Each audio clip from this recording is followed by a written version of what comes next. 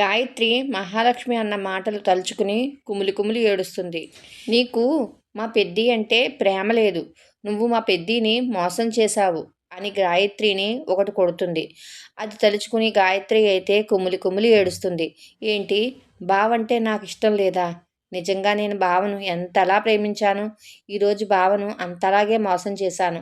నేను అబద్ధం చెప్పాను తన్ను ప్రేమించడం లేదనేసి అని తనలో తనే చాలా కుమిలి కుమిలి ఏడుస్తూ ఉంటుంది. కట్ చేస్తే గుళ్ళో కన్న మాధవతో, ఏంటన్నయ్య ఇంకా రావట్లేదు అని అంటూ ఉంటే, నేను అదే చూస్తున్నానురా, అత్త వాళ్ళు ఏమైనా అడ్డుపడ్డారేమో అని మాధవ్ అంటే, అదేమీ జరగదులే, గాయత్రి వచ్చేస్తుంది, వెళ్ళింది మహాలక్ష్మి కదా, ఇక గాయత్రికి నీకు పెళ్ళైపోతే నేను చాలా సంతోషంగా ఉంటాను అంటూ కన్నా మాట్లాడుతూ ఉంటాడు. ఇంతలో మహాలక్ష్మి వాళ్ళు వస్తారు. అదిగో అన్నయ్య, వాళ్ళ కారు వచ్చేసింది, వదిన వాళ్ళు వచ్చేసారు అనేసి అయితే అంటూ ఉంటాడు కన్న. ఇక ముందుగా చక్రి దిగుతాడు, తర్వాత మహాలక్ష్మి, కేశవ కారు దిగుతారు. అది చూసిన మాధవ్, ఏంటి గాయత్రి రాలేదా అని అడుగుతూ ఉంటే, అన్నయ్య వాళ్ళు నిన్ను ఏడిపించడానికి గాయత్రిని కారులోనే ఉంచారేమో, పద వెళ్ళి చూద్దాం అని ఇక కారు దగ్గరికి తీసుకువెళ్తాడు మాధవని కన్న. ఏంటి గాయత్రి కారులో కూడా లేదు అని అడుగుతూ ఉన్న కన్నను చూస్తూ మహాలక్ష్మి చెప్తుంది, గాయత్రి రాలేదు అనేసి. ఏంటి మీరు అంటున్నారు, ఉత్తిదే ఆట పట్టిస్తున్నారు కదా, చెప్పండి ఎక్కడుంది అనేసి అంటూ ఉంటే, నేను చెప్పేది నిజమే, గాయత్రి రాలేదు, మోసం చేసింది అని అంటూ ఉంటుంది. ఏంటమ్మా మహాలక్ష్మి, ఏం మాట్లాడుతున్నావు అని పెద్ది అడుగుతూ ఉంటే, పెద్ది, మహాలక్ష్మి మోసం చేసింది, నన్ను క్షమించి పెద్ది, నా వల్లే నువ్వు ఇంత దూరం వచ్చావు కదా, తనేమో నువ్వంటే ఇష్టం లేదు అని చెప్తుంది, రాను అన్నది అని చెప్పేసి అయితే మహాలక్ష్మి చెప్తూ ఉంటుంది. ఇక ఆ మాట విన్న పెద్ది అయితే చాలా బాధపడుతూ ఉంటాడు. ఇంతలో పంతులు వచ్చి, ఇప్పటికీ చాలా టైం అయిపోయింది, అమ్మాయి రాలేదు, ఇక ఈ పెళ్లి జరుగుతుందా లేదా అని అంటాడు. ఆ మంగళసూత్రాన్ని చూపిస్తూ, ఆ మంగళసూత్రాన్ని చూసేటప్పటికి అందరికీ చాలా బాధేస్తుంది. అందరూ కూడా బాధపడుతూ ఉంటాడు. మాధవ్ అయితే, పంతులు గారు అమ్మాయి రాలేదు, పెళ్లి జరగదు, ఇక మీరు వెళ్ళిపోండి అని చెప్పగానే ఇక సరేననేసి అంటాడు పంతులు. మాధవ్ తాళిబడ్డ అలా చూస్తూ ఉంటే, పెద్ది నన్ను క్షమించి పెద్ది, ఇదంతా నా వల్లే జరిగింది అని మహాలక్ష్మి అంటూ ఉంటే, లేదమ్మా, చాలా భయం బాధ ఉండేది నాకు, ఇప్పుడు నీ వల్ల ఆ బాధ భయం పోయింది, గాయత్రి మనసులో నేను ఉన్నాను అని అనుకున్నాను, గాయత్రి మళ్ళీ ఇంకొకరిని ఎవరినైనా చేసుకుంటే తను ఏమైపోతుంది అని భయపడ్డాను, బాధపడ్డాను, కానీ ఇప్పుడు గాయత్రి మనసులో నేను లేనని తెలిసిపోయింది, నాకు ఇక ఎలాంటి భయమూ లేదు, ఆనందంగా ఉంది అని మాధవ్ అంటూ ఉంటే, నువ్వెంత మంచివాడివి పెద్ది అంటుంది. ఇక అందరూ కలిసి బాధగా ఇంటికి బయలుదేరతారు. సాయంత్రం అయ్యేసరికి మహాలక్ష్మి ఇక జరిగిన విషయం అంతా కూడా తలుచుకుని రూమ్లో కూర్చుని ఏడుస్తూ ఉంటుంది. తలుపు తీయదు. కన్నా, కేశవ అయితే చాలా కంగారు పడిపోతారు. తలుపు తీయవదినా, తలుపు తీయవదినా అనేసి ఎంత పిలుస్తున్నా సరే ఇక లోపల నుంచి సమాధానం ఉండదు, తలుపు తీయటం లేదు. ఇక అందరూ కూడా కంగారుగా ఉంటారు. అంతలోనే ఇక మాధవ్ కూడా వస్తాడు. ఇక మాధవ్ వచ్చిన తర్వాత అడుగుతాడు, ఏమయ్యిందిరా, ఎందుకు అలా అరుస్తున్నారు అంటే, అన్నయ్య, మహాలక్ష్మి వదిన లోపల చాలాసేపు నుంచి బాధపడుతుంది, తను ఉదయం నుంచి తలుపు తీయటం లేదు అని అంటూ ఉంటే, అమ్మా మహాలక్ష్మి, నేను మాట్లాడుతున్నాను, పెద్ది తలుపు తీయమ్మా, జరిగిన దాంట్లో నీ తప్పేమీ లేదమ్మా, నేను అంటున్నాను కదమ్మా, నేను చెప్తున్నాను కదా, తలుపు తీయమ్మా, నీ మొహం నేను చూడలేను అంటుంది మహాలక్ష్మి. మీరు మర్యాదగా తలుపు తీస్తారా, లేకపోతే తలుపు పగలగొట్టమంటారా అంటాడు చక్రి. ఇక మహాలక్ష్మి తలుపు తీసుకువస్తుంది. ఇక మాధవ్ కాళ్ళ మీద పడి క్షమాపణ చెప్పబోతూ ఉంటే, మాధవ్ మహాలక్ష్మిని పట్టుకుని, ఏంటమ్మా ఇది, నువ్వెందుకు క్షమాపణ చెప్పాలి, నువ్వేం తప్పు చేశావని అని అంటూ ఉంటాడు. అది కాదు పెద్ది, ఇంతలా జరగడానికి కారణం నేనే కదా, ఆ గాయత్రి ఎంత మోసం చేస్తుందని అనుకోలేదు, అందుకే నేను పెళ్లి ఏర్పాట్లు చేశాను, కానీ చివరి నిమిషంలో ఇలా చేస్తుందని అస్సలు ఊహించలేదు అని అంటే, అమ్మ, జరిగిపోయిన విషయం ఏదో జరిగిపోయింది, ఇక వదిలే, ఇక ఎప్పట్లాగానే ఉండు అని అంటే, అయినా సరే మహాలక్ష్మి వినిపించుకోకుండా ఏడుస్తూనే ఉంటుంది. ఒరే చక్రి, అమ్మాయి బాధపడుతుంది కదా, కొంతసేపు అలా బయటకు తీసుకువెళ్ళు అని అంటే ఇక మహాలక్ష్మిని అలా పెరట్లోకి తీసుకువస్తాడు చక్రి. మహాలక్ష్మి అయితే ఏడుస్తూనే ఉంటుంది. ఇక మహాలక్ష్మి ఏడుపు ఆపడం లేదని చక్రి కూడా వెటకారంగా ఏడుస్తూ ఉంటాడు. మహాలక్ష్మి ఏడుపు ఆపి, మీరు ఏడవడం ఆపండి, అస్సలు చూడలేకపోతున్నాం, చాలా చండాలంగా ఉంది అని అంటే, ఏంటి మీరు ఏడుస్తుంటే నేను చూడాలా, నేను ఏడుస్తుంటే మీకు చండాలంగా ఉందా?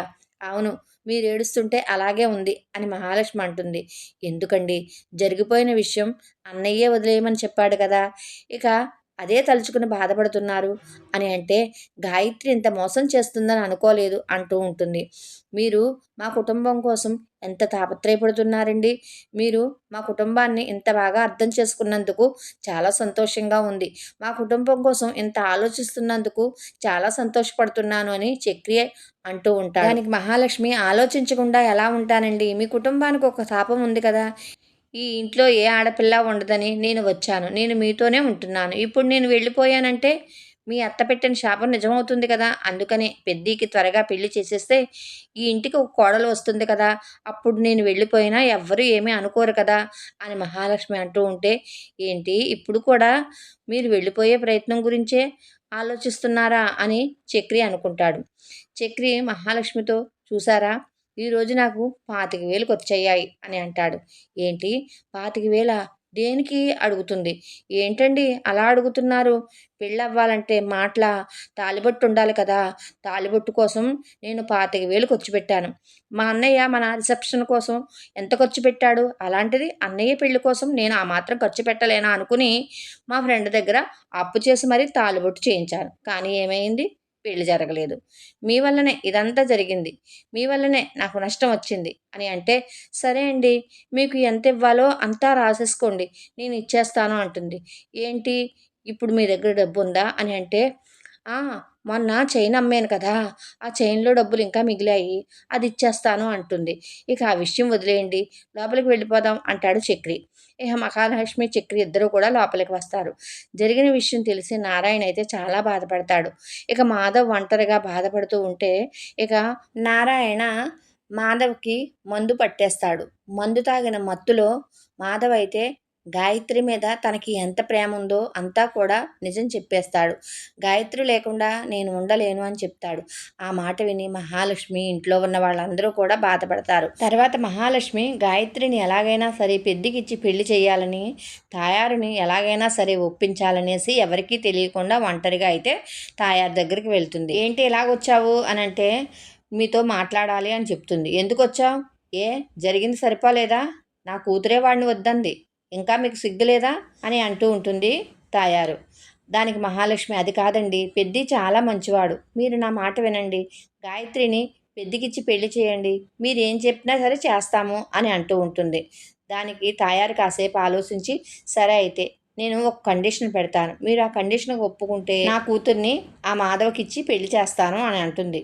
దానికి మహాలక్ష్మి, సరేనండి, మీరు ఏ కండిషన్ పెట్టినా సరే ఒప్పుకుంటామండి, ఆ కండిషన్ ఏంటి అని అడిగేసరికి, పెళ్ళికి ముందే మాధవని ఇక్కడ వదిలేసి మిగతా అన్నదమ్ములు, ఆ ముసలోడు, నువ్వు, మొత్తం అందరూ కూడా ఏదైనా వేరే ఊరు వెళ్ళిపోవాలి, మీరు ఏ ఊరు వెళ్ళిపోతున్నారో కూడా ఆ మాధవకి చెప్పకూడదు, అలా అయితేనే నా కూతుర్ని ఆ మాధవ్కి ఇచ్చి పెళ్లి చేస్తాము, ఆ ముసలోడితోనూ ఆడి తమ్ముళ్ళతోనూ నీతోనూ అంట ఇక ఏ సంబంధం ఉండకూడదు, ఏ బంధుత్వం ఉండకూడదు, ఆస్తి అంతా ఇక్కడే ఉంది కాబట్టి ఆస్తి మాధవ్ గాయత్రి ఇక్కడే ఉంటారు, అలా అయితేనే నేను గాయత్రినిచ్చి పెళ్లి చేస్తాను అనేసి అంటుంది.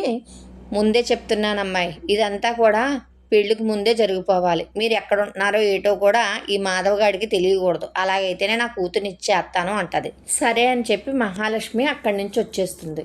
ఇంతలో చక్రి మహాలక్ష్మిని చూసి, ఈ టైంలో ఎక్కడికి వెళ్ళారండి అని అంటూ ఉంటే, అప్పుడే కేశవ, కన్నా కూడా అక్కడికి వస్తారు.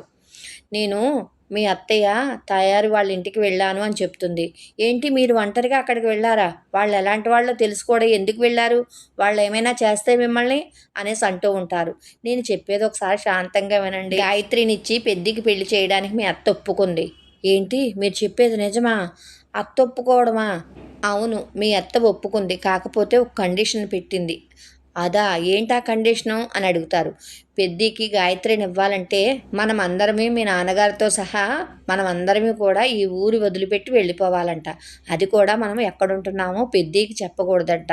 అది కూడా పెళ్ళికి ముందే జరగాలంట అనేసి అంటూ ఉంటే ఇక ఇక అందరూ కూడా ఆనందంగా ఒప్పుకుంటారు.